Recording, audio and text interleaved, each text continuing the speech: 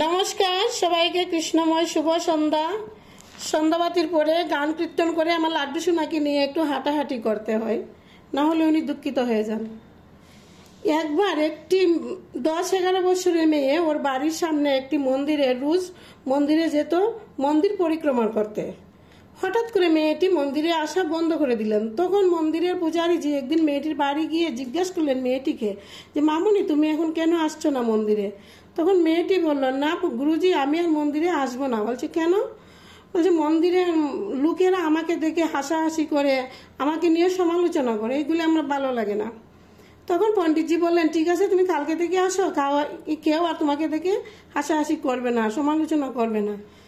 ঠিক আছে। পরের দিন মেয়েটি গেল। তখন পণ্ডিতজি মেয়েটির হাতে একটি প্রদীপ জ্বালিয়ে দিয়ে বলল যে, তুমি প্রদীপটি কি হাতে নিয়ে পরিক্রমা করে আসো, আর লক্ষ্য রাখবে যেন প্রদীপটা নিভে না যায়, আর প্রদীপ থেকে যেন এক ফোঁটা তেল নিচে না পড়ে। তো মেয়েটি তাই করলেন। তো পরিক্রমা শেষ করে পুরোহিতজি সামনে এসছেন। তখন পুরোহিতজি জিজ্ঞাসা করলেন, আজকে সমালোচনা করেছে? মেয়েটি বলল, না করিনি।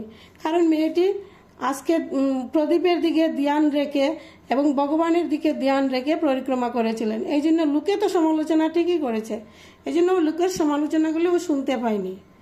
লোককে তো আমরা বদলাতে পারবো না, লোকে সমালোচনা করবেই। তুমি যদি জীবনে কোনো ভালো কাজ করতে হো, তোমার নিজেকে বদলাতে হবে, লোককে কোনোদিন বদলাতে পারবে না। রাধে রাধে।